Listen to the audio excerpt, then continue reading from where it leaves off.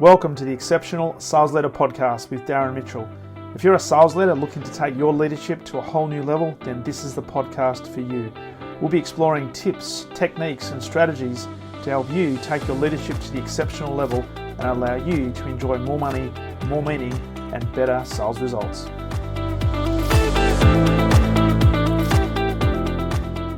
Welcome back to the Exceptional Sales Leader Podcast. And as we record this on a wonderful Monday here in Melbourne, it's my absolute pleasure to welcome a fellow Melburnian, which we was talking just before the recording started. This is quite unusual for me, Carmen, because most of the time I'm speaking to people in the northern hemisphere, but speaking to somebody in Melbourne is fantastic. So, Carmen Sederino, welcome to the podcast.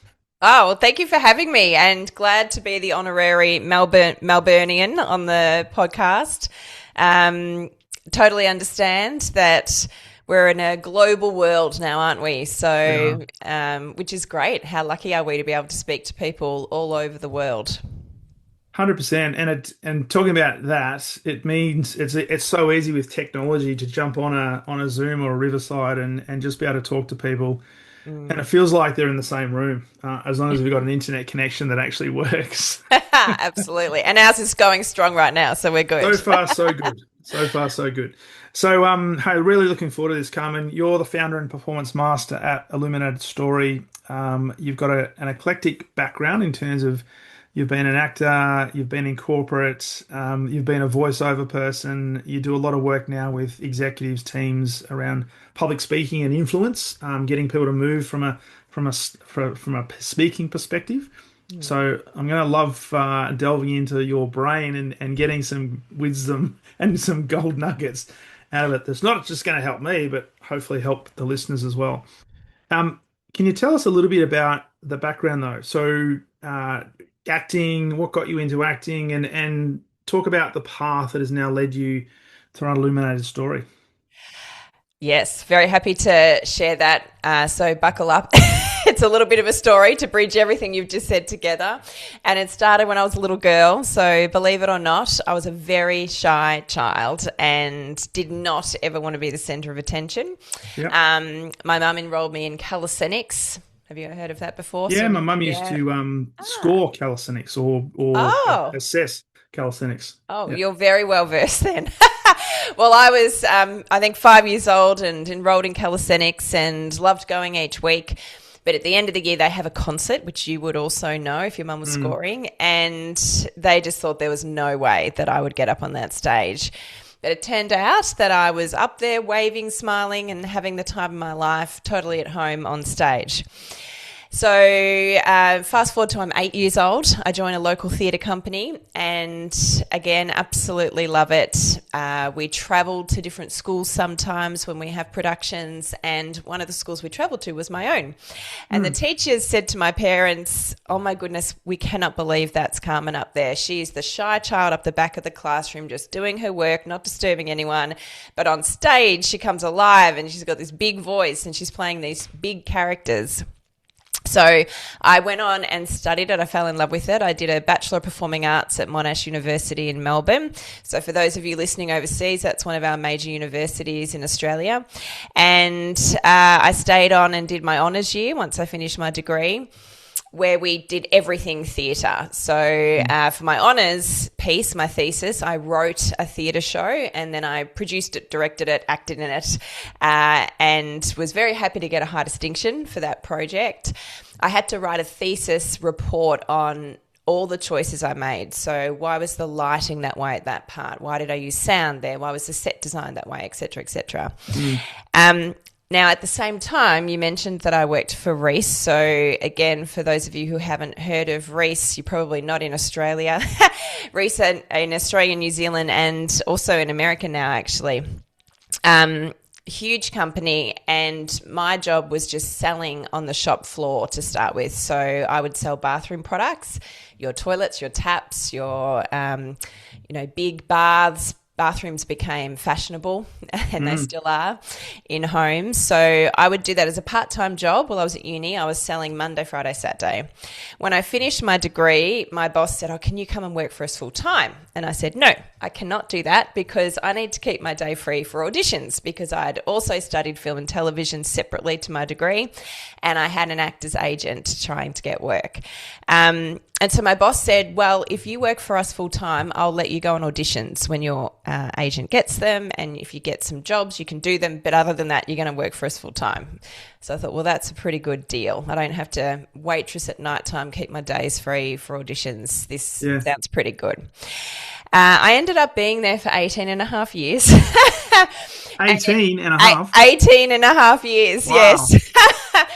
So it turns out that the skill of performing and acting is very useful in leadership. And very quickly, within a couple of years, I got bored selling on the shop floor and asked, do you think there's anything else I can do in the company? So I got put forward for a state role, where I would drive around Victoria and I would coach on customer service and sales skills, and I would teach about products that we imported, and I'd support local reps with their training. As part of that, we had to deliver, I think originally it was, say, 4 weeks of face-to-face stand-up training for new recruits. So I was obviously primed to do a role like that. And a couple of years later, I became the national manager of that team. So then I was in charge of all of the people in each state that did that role. When we brought into New Zealand, I went across and obviously had someone representing there too. And I actually, even though Reece is a very large company and they have a separate training department to marketing and sales, but my role actually fell under the marketing department. So at one stage I thought, I'm a complete imposter in this department. I need to go and get a marketing degree. So I went and studied marketing. And in the last couple of years that I was there, I actually was the brand manager of the bathroom portfolio. And at the time, that was probably about a $400 million portfolio of brands. In that role, I obviously worked with a creative agency, but we would pitch for overseas brands to be exclusive in the Australian market.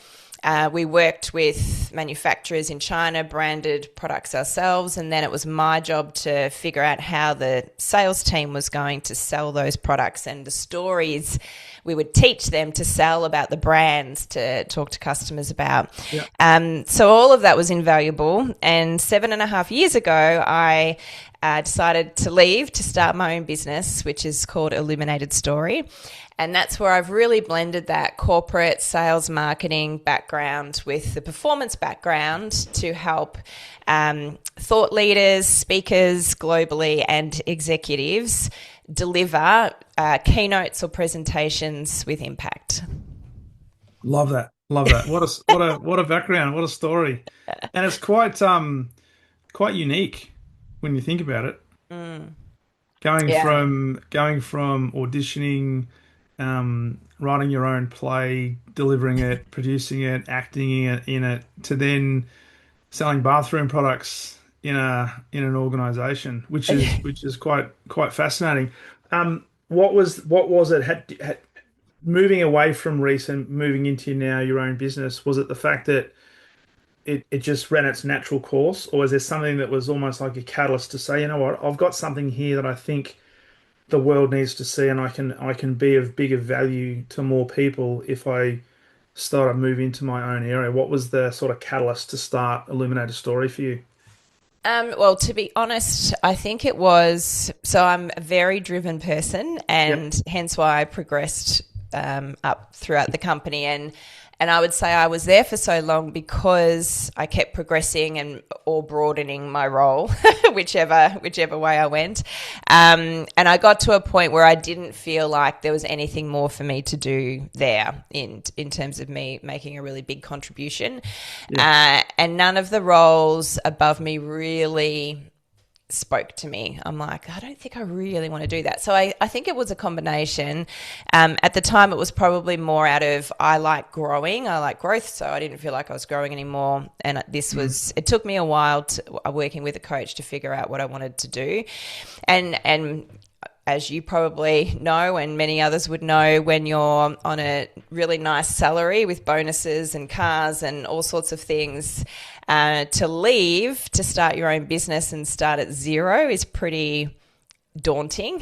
Yeah. I felt like I was jumping off a cliff, and I had to get sales really quickly to be able to support the family. So it was a really big move. But as I've been in the role, and to start with, I'd say I started with I shouldn't say standard, but standard corporate workshop on presentation skills. And then I found I was attracting a lot of private clients that were in very senior roles, your MDs, your GMs, your CEOs.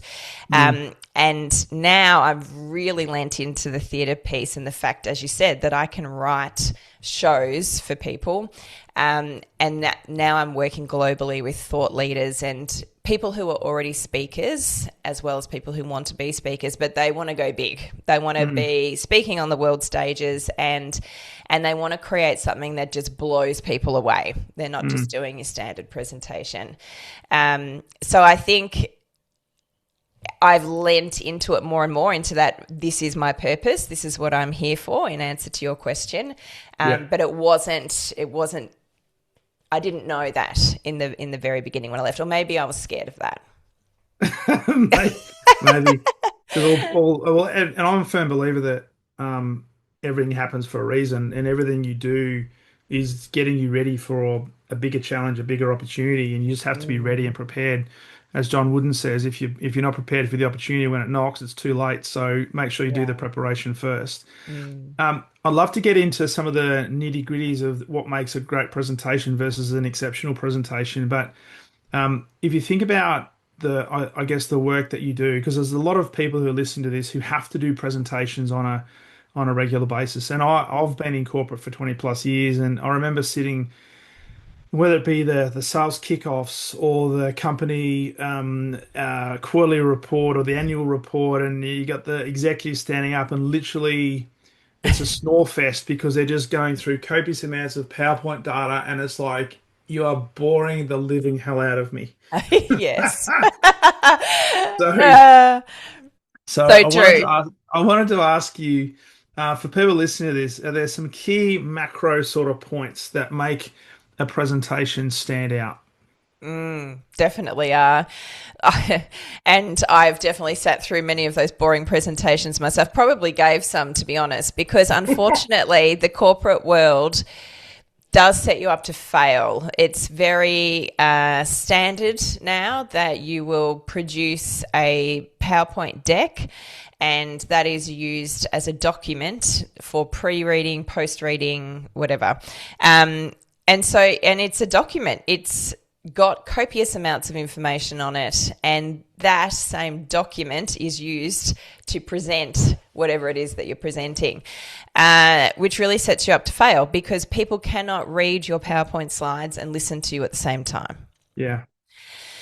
So when I'm coaching executives, what I normally recommend is that they create their document, because they have to, and they have to submit it for pre-reading, but then they do a save as and scale it back for the actual delivery, because you don't want a whole lot of information behind you when you're delivering. I always say this, you are the lead in your message, and any tool you use, PowerPoint is a tool, is the supporting cast. Yeah.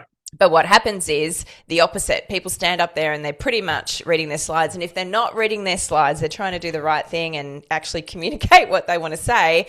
Their slide's still sitting up there behind them. So then their audience has to make a choice.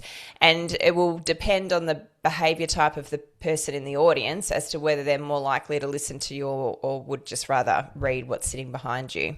Yeah. So less is more. You don't need PowerPoint at all. If you use it, it needs to be for impact rather than it be your script. So maybe if there's data that you need to share and you need to share it in a graph, then have that come up, but take it away from people when you don't need it. And that's very simple. So here's a big tip.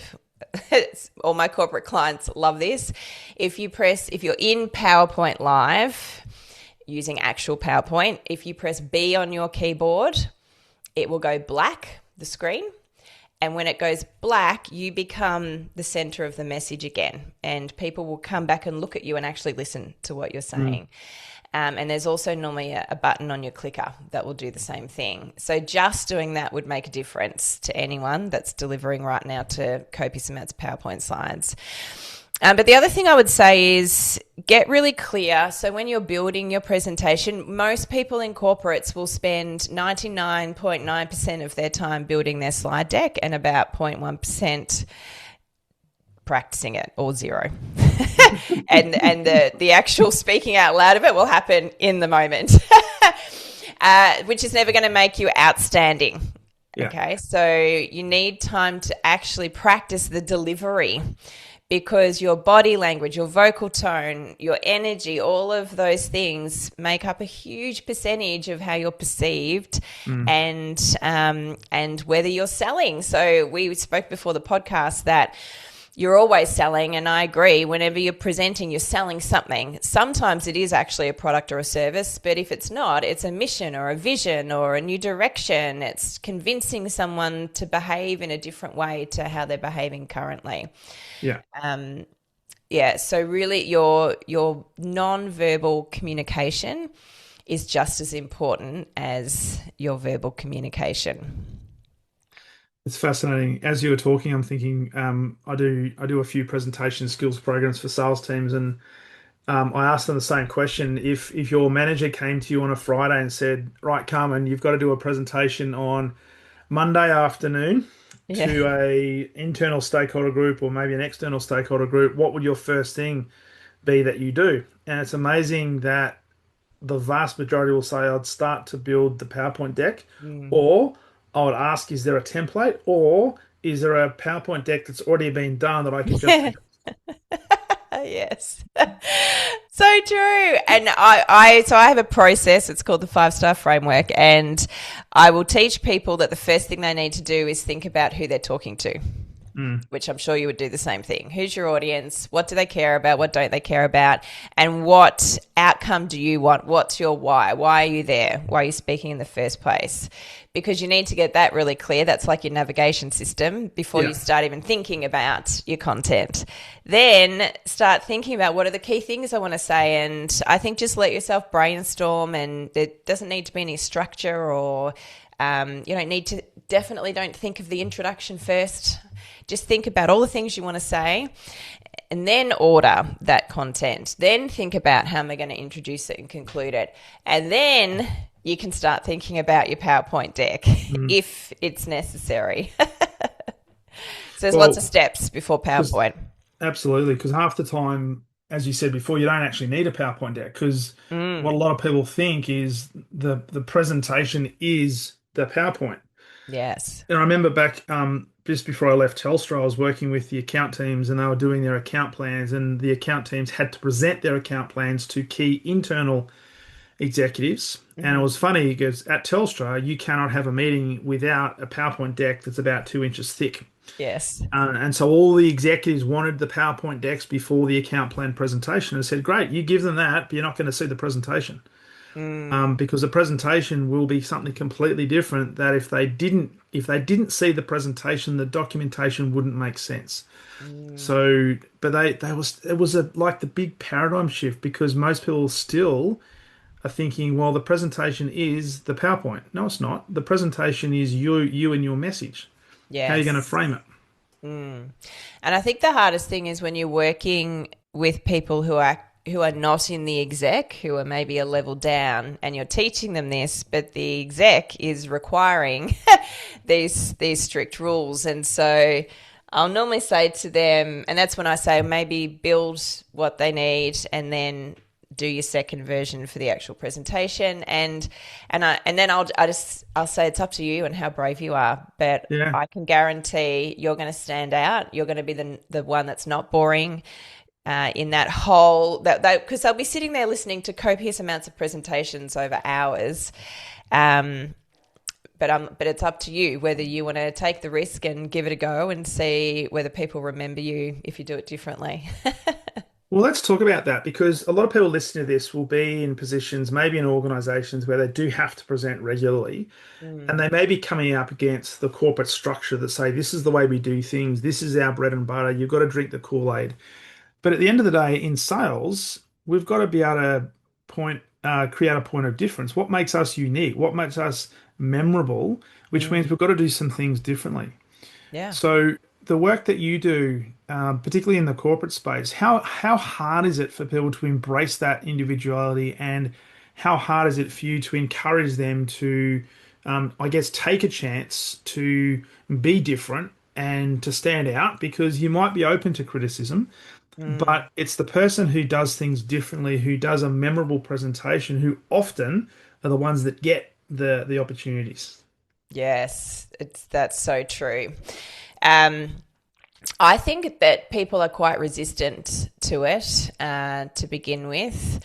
When I'm running a corporate workshop, I'll only have a maximum of 6 people Hmm. in a group because presenting is not something you can just learn by learning the theory. And it's interesting because I've got online learning, which most people do now, and they'll go through that theory before they come and see me so that we can spend time on the practical when they're with me.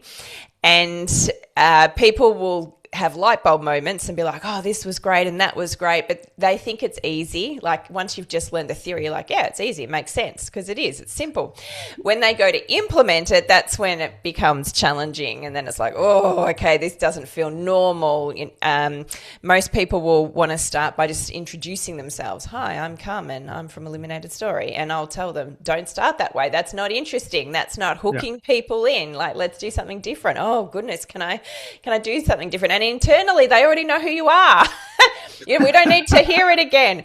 That's it. But what I find is that if you create a safe space, and in my structure, people will create a 10-minute presentation. They get to deliver twice within the day that we're together. Then you can really unlock things for them. So I will give them, I'll let them deliver it in full in the beginning just to see what they've done. Hmm. And then normally I'll pull apart their content a bit and say, hey, this part you said up here, that was the most interesting thing. Why don't we bring that to the top? And then let's see what it sounds like if you run it from there and go to here. And then I might even get them to deliver it in their second version in some crazy ways. So I'll get them to deliver it and pretend they're a character.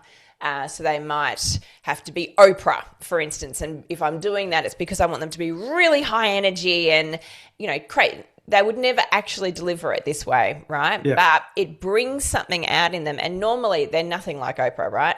Yeah. If it's someone that's quite low energy and quite formal and quite formal, then if I give them that, they come up to an energy level that the group thinks, oh, wow, I can't believe they can deliver that way. And this is really interesting. Nothing like Oprah, which is good because that's not actually the point of the exercise. That's it. So I film them.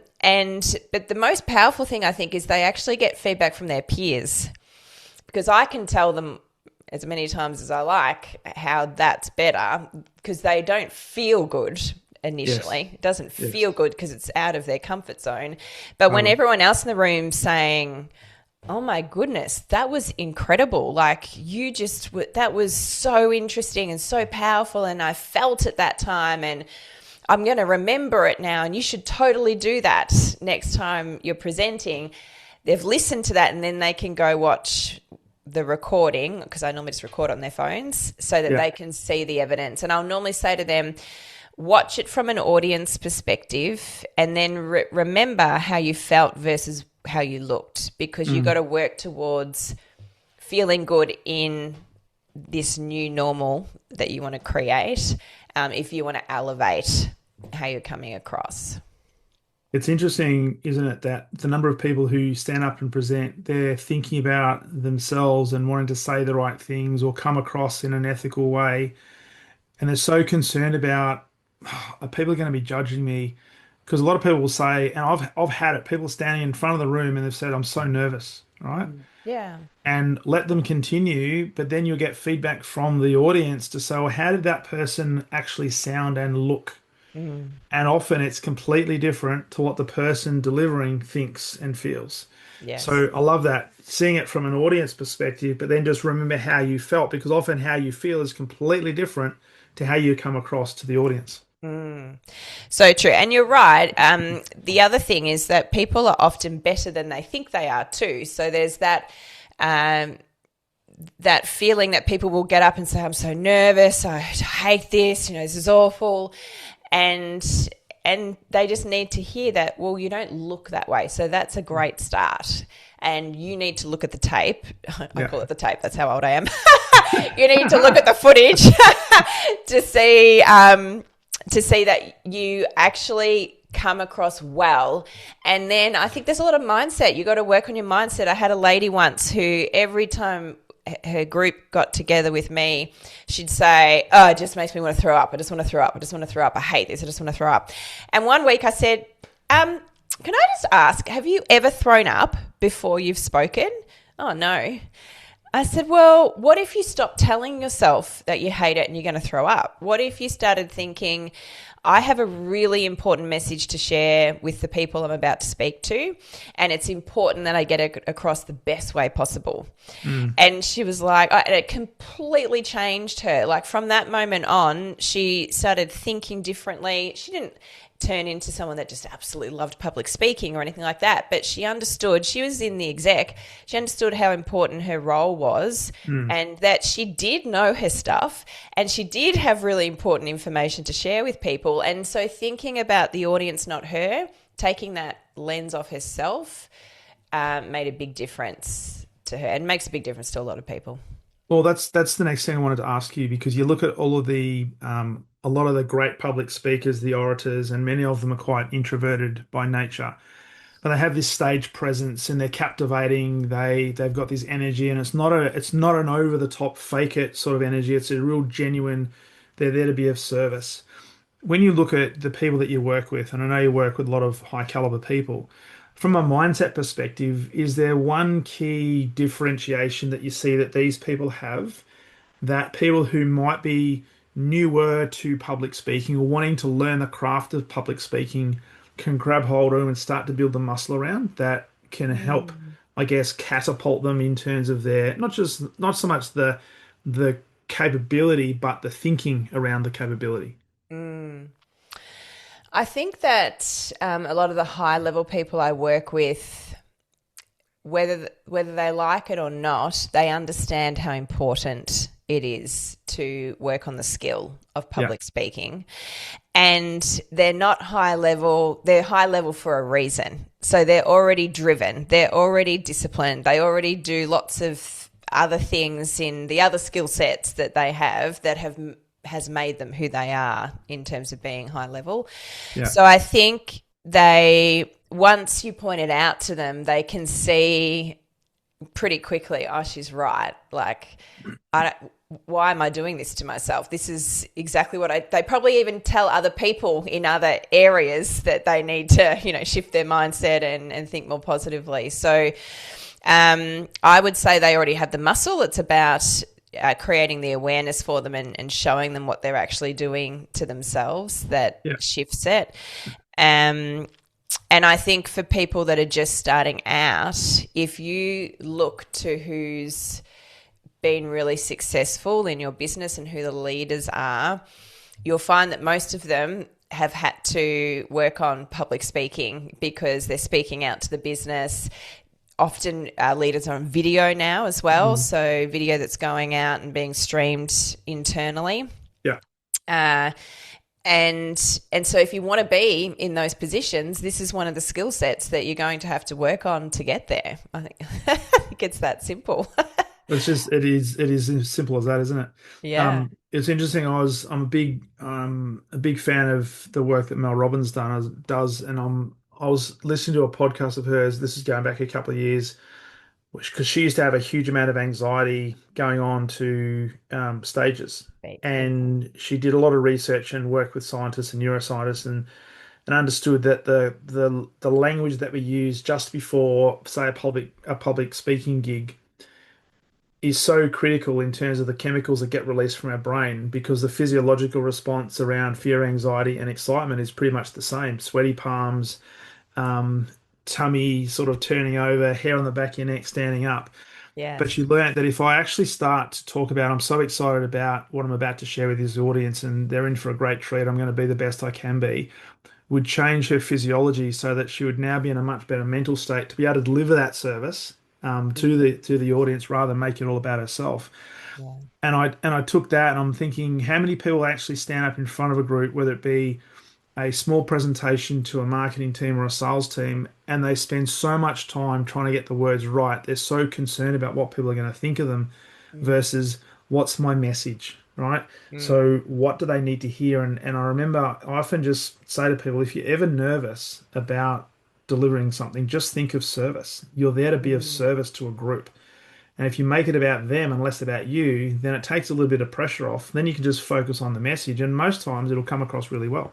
Yeah, so true. I love that. And one of my clients once said to me that he heard Simon Sinek say, which I thought was a really great example. Imagine that you're about to go on stage to tell everyone in the audience that you're giving them $1 million. Would you feel nervous about that? Probably not. How amazing to deliver that news that you're going to give every single person in the audience $1 million. So Yeah. that as you said, that gift, like what you're there to give the audience, the service that you were talking about, is so important. And when you go on stage from that point of view, it is a really big shift and a very different mindset. Mm, Yeah, definitely totally. works. Totally. So, I don't didn't want to get into the nitty-gritty of structures and stuff of presentations. What I would like to sort of delve into though is the power of connection and establishing credibility. Mm, So, for a lot of people listening to this, they may not necessarily have developed the market credibility yet. So, their presentation, their ability to be a good orator to a group, stems from their ability to deliver a message and establish credibility and a connection early on in that presentation. It's okay for the people who've been around for a while. They've got a brand. They walk on stage. People know who they are. So they go, oh my God, there's Carmen, right? But Carmen before, Carmen now. What are some things that people can consider to think about, maybe work on to build a connection and to establish credibility? mm. Um, So I think in your opening, always, I call it start with a bang. So start with something that is going to captivate the audience.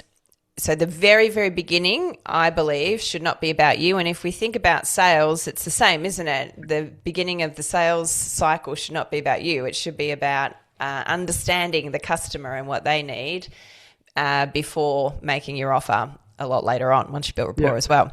And I think presenting is the same. You've got to build rapport and you've got to make it about the customer. So assuming you've done your thinking and your research about who you're going to talk to and why you're there, then you'll know what will captivate the people that you're in front of.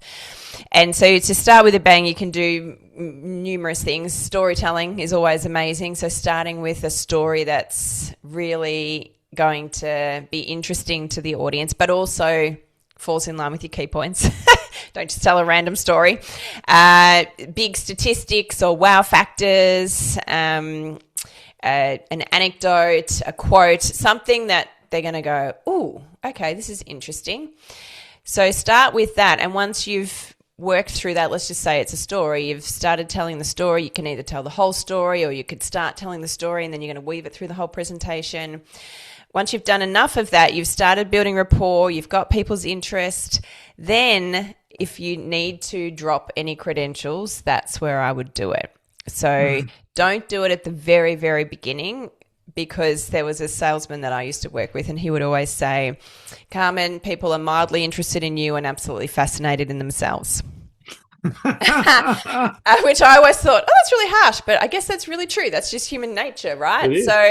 So yes, they might want to know that you have the credentials to be there to talk about whatever you are, but they're actually not that as interested in that as you think. So do the cool thing first, do the thing that's going to hook them in. And then when you talk about yourself, it's just very factual, very quick. Yet we don't need your whole resume at that point. And I'd normally say something like, for those of you who don't know me, I'm Carmen Sederino. I have a blend of performance and corporate background. And for the last 7.5 years, I've been doing X, Y, Z, or, and just call out some key things that they're going to think, oh, okay, it's relevant that they're here speaking to me.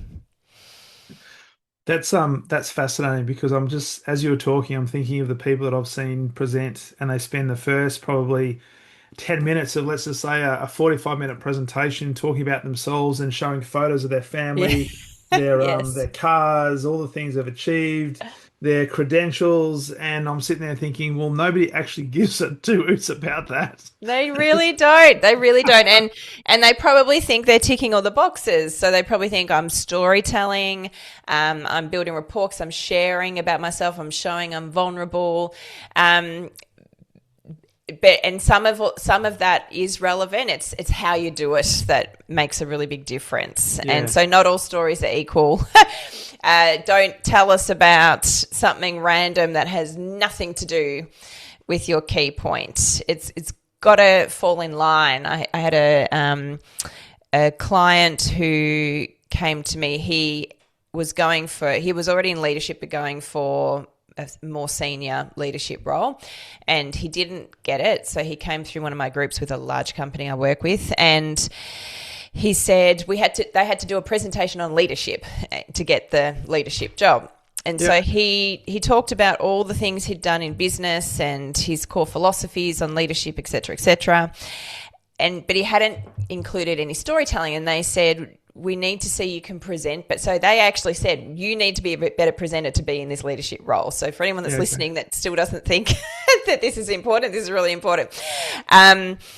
And they said, there's just not any storytelling. We don't think you're going to captivate people. And so he said to me, he's like, oh, I was thinking about telling a story about my nonna, but I thought that's a bit weird. I wouldn't tell a story. I'm like, well, tell me about it. He's like, well, she was the leader of the family and everyone listened to her and she did this and she did that and she had empathy and I'm like, this is brilliant. You definitely have to tell the nonna story. And I said, and you have to start with it. You have to start something like, when I think leadership, I think of nonna, and we go straight into the nonna story, and then we can bring in your frameworks and what you've already done at the company and all the things. But we thread that. I'm getting excited for anyone that can't see the video. My hands are going everywhere, and I just tapped my microphone.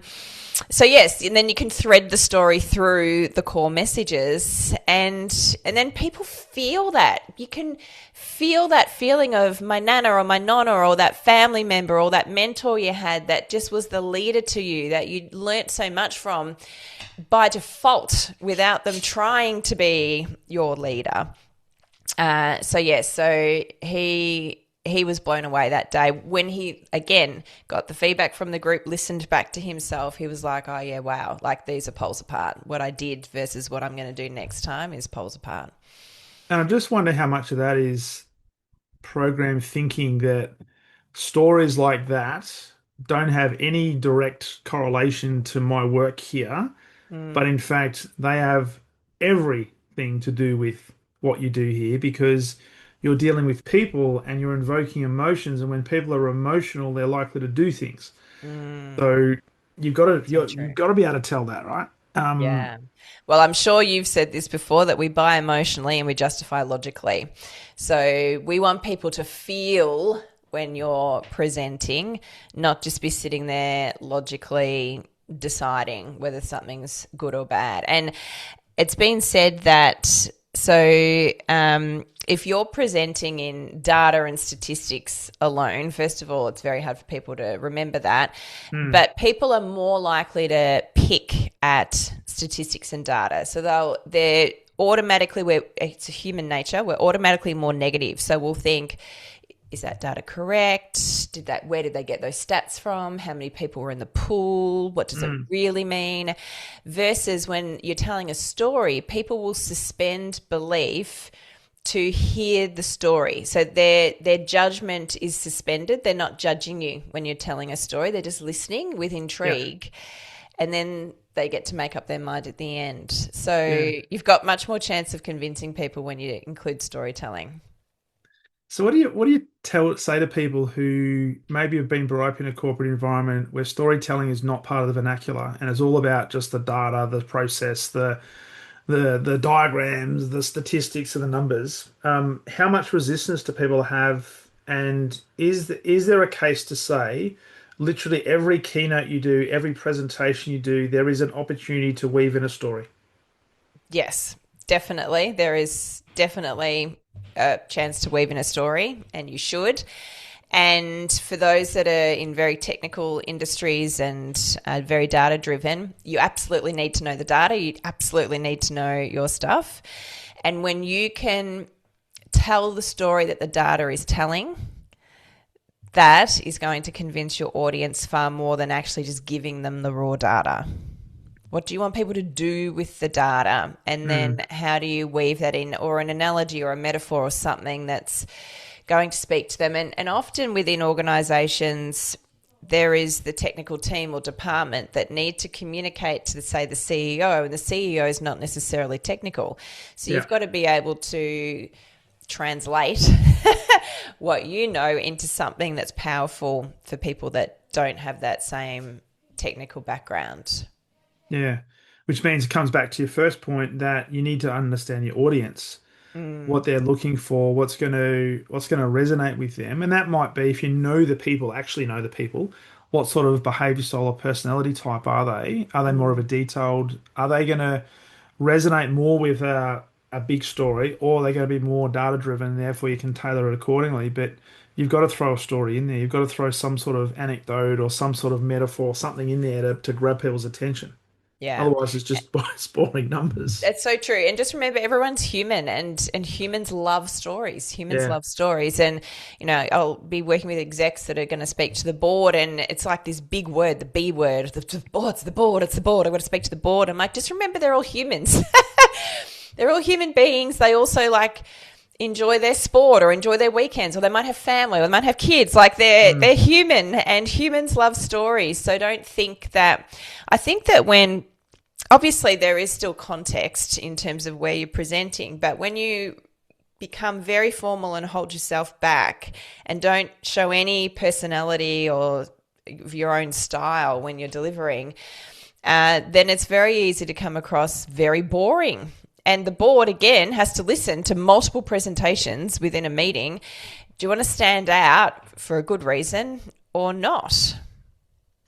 So on that, whether you're presenting to a board, whether you're presenting to a large group, whether you're doing a conference or a keynote, what's your thoughts on interaction, audience participation? I've got thoughts on this because I firmly believe that irrespective of the size of the audience, you've got to have some interaction. It's not just you delivering a one way. Now you can go to university for that and stand behind the lectern and just read your stuff, but in most corporate organizations, you want to be able to move people, which means you've got to invoke an emotion, which means you've got to involve them. So your thoughts on getting, I'm not sure whether it's a percentage, but getting the audience involved and having it as an interactive presentation slash conversation versus a one-way dialogue, because everyone can watch TV, but you want to be able to create some sort of interaction, reality sort of TV style. Yeah. I agree that you want interaction. And again, depending on where you're delivering and what for, that will change significantly. Or the way that you do it will change significantly. So I remember once having to deliver. There's an organisation in Australia, I think there's a few, but there was one I was presenting for that creates advisory boards for leaders, and they have speakers come in. So it was like an audition. I had to audition to be a speaker for them. And the way they do it is they bring in their chairs of the state and they sit around a boardroom table, and they bring in, let's say, 6 people who are auditioning to be a speaker, and you all sit there and you all watch each other and they watch you.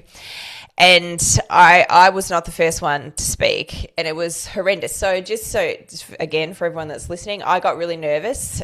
Even though I love speaking, I still get nervous before things that I think are high stakes or that are maybe different or I haven't done Yeah. before. So I was up the back of the room, but as I was watching each person, I thought, this is awful. This is horrendous. Like, they've purposefully put people under pressure, and the people that were up there, they weren't public speakers. Like, they were experts in certain areas, and so I Sure. felt like they were really sort of setting them up to fail a bit. And Yeah. everyone around that boardroom table just had their head down, making notes the whole time. You only got 5 minutes. It was a 5-minute pitch for each person. And so when I got up, and it was pre-planned what I was talking about, but my opening was a question, and I said something like, "I wonder if any of you have had to sit through a boring presentation before."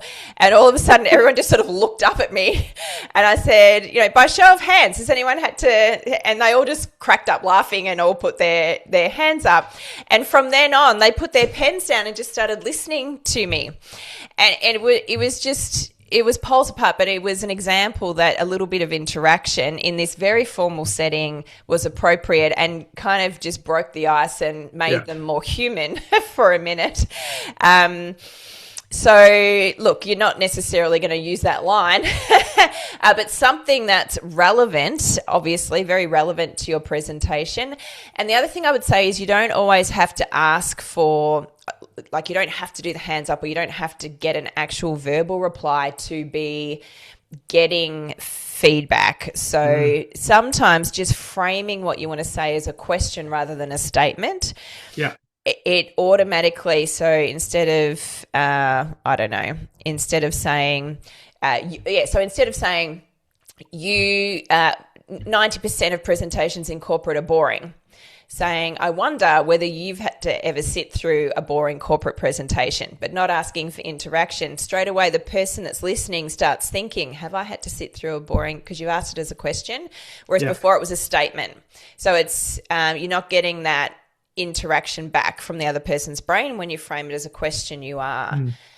So yes, I think that it should not be a monologue. It should be a conversation in any of the formats you're speaking in, and there are different ways to make it a conversation. Yeah, I love that. And sometimes they might, as you say, it might be rhetorical questions. And as a facilitator myself, sometimes I have to, if I want a direct answer, sometimes the way I frame it, it comes across as a rhetorical question, and I say, "Hey guys, that was a direct question. It wasn't rhetorical." So I am Yes. looking for a response. Yeah. Because my style has always been, I always want to get interaction from the audience because I want to know that they're understanding what I'm talking about, but they're getting them involved because I've had to sit through countless numbers of boring keynotes and training programs where it's literally death by PowerPoint and it is a monologue.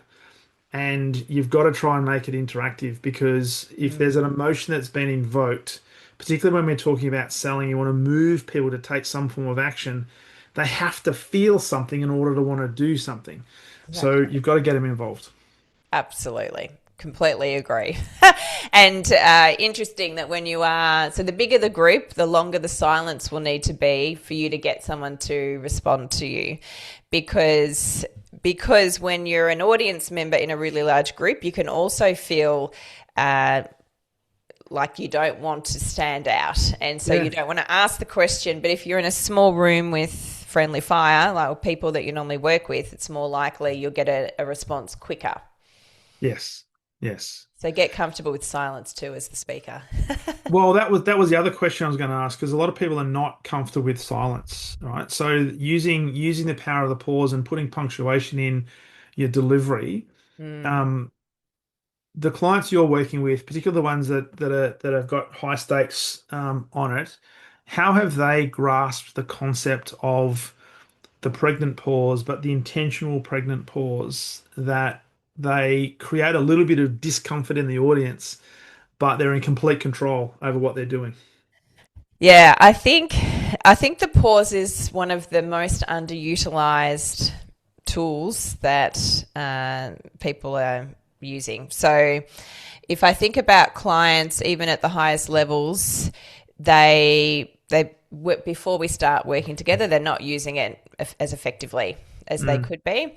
And then when we start putting it in and they, again, see the reaction, they watch themselves back and they realize how important it is, that's when it comes into play more. And I mean, look, the more senior someone is, the more they're probably using some.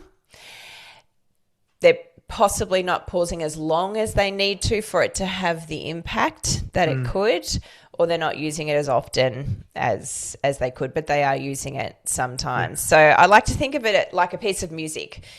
If you think about like, let's go 80s, or maybe it's 90s.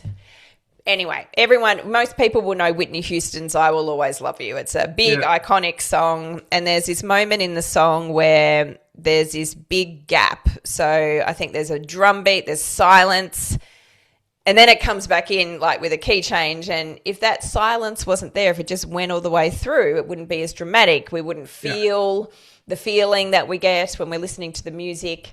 And there's so many examples of many pieces of music where if you took all of the pauses out, it would be a completely different song. So think of that in your speaking. If you don't use pause at all, it's a completely different feeling. I won't say it's a completely different message. It's a completely different feeling that your audience is getting from your message, and you're missing out on one of the most powerful tools you could be using that's fairly easy to implement once you're conscious of it and you start making yourself use it. And I will say, for a lot of people, it takes a bit of practice to get used to silence, particularly when you're standing in front of a group, because the overwhelming tendency, and this has been my experience, is to want to fill that silence with something. Absolutely. That is 100% our human nature, is to fill the gap. And sometimes when I'm working with someone, I'll be like, pause. And then they'll think they've paused. And so I'm like, I'm going to count it for you with my hands. And I'll be like doing 1, 2, 3 with my hands, not saying anything in the silence. And they'll be looking at me, and then they'll speak again. They'll say, that felt like forever. I'm like, it was only 3 seconds, but it felt like forever to them. So yes, you do need to practice it, because again, you need to feel what it's like to pause for that long. In rehearsal, you need to do that so that when you're in the live moment, you can just naturally do that, like a sports player who's done all the drills so their muscles know this is what I do when I'm in this situation and this is how it feels.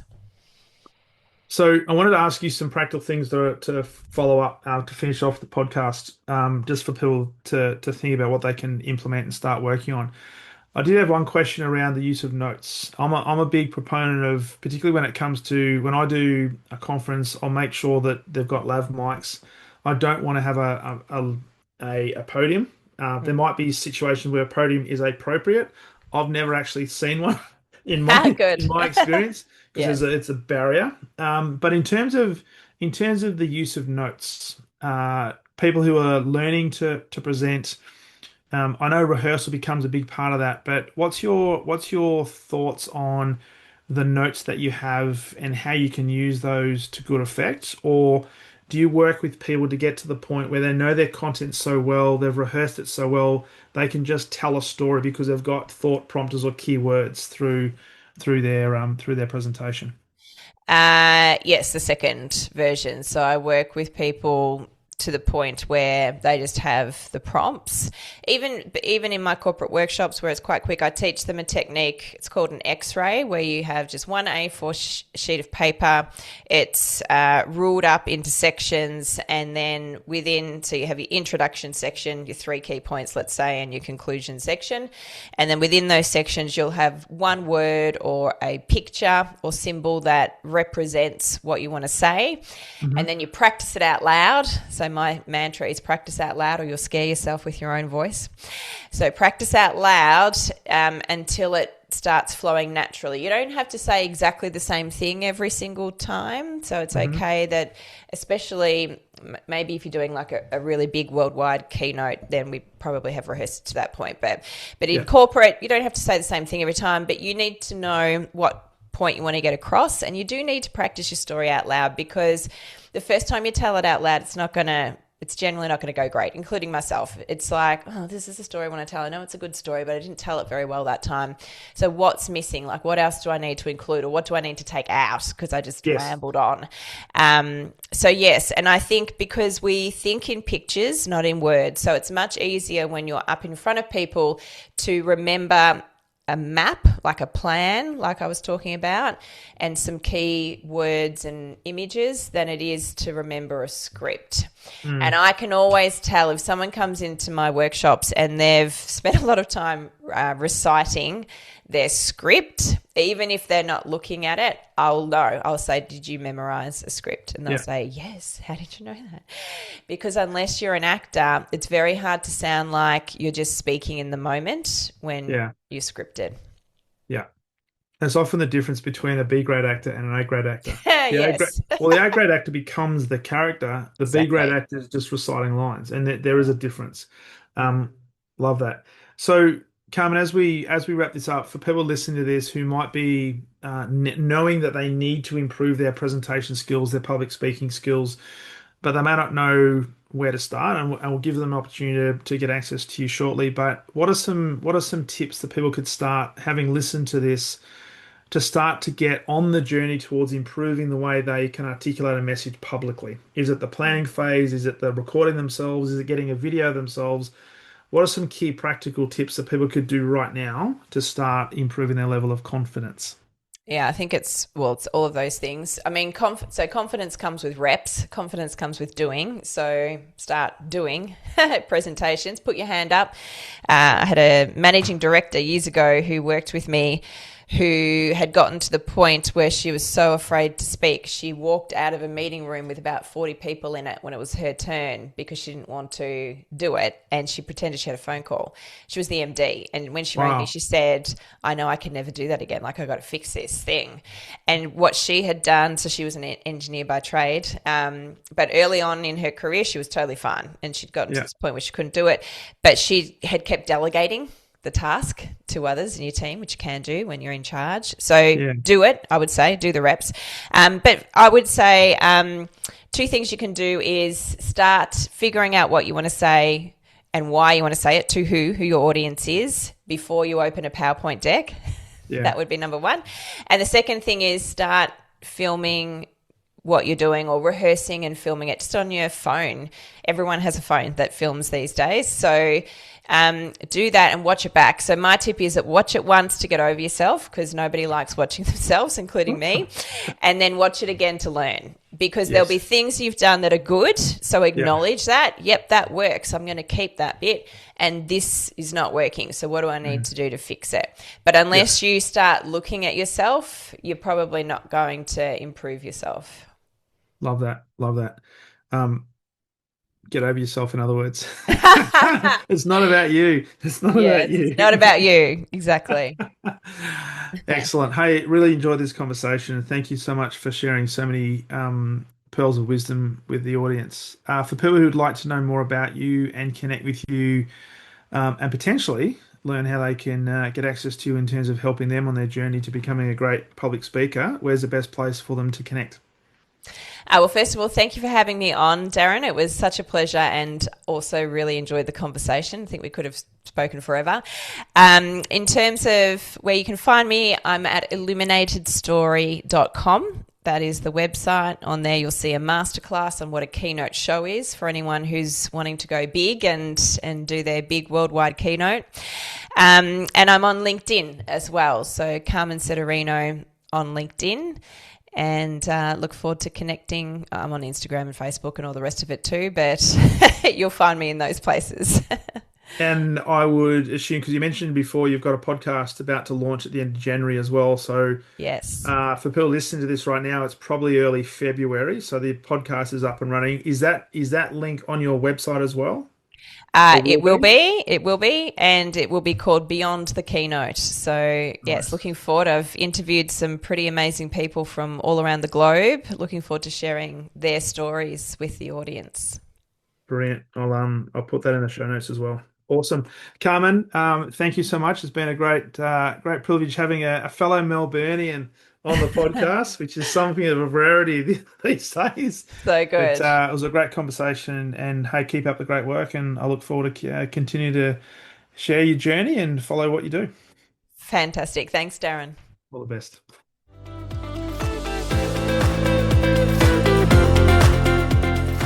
Thank you for listening to the Exceptional Sales Leader Podcast. I trust the information in this episode has been helpful in your journey towards becoming exceptional.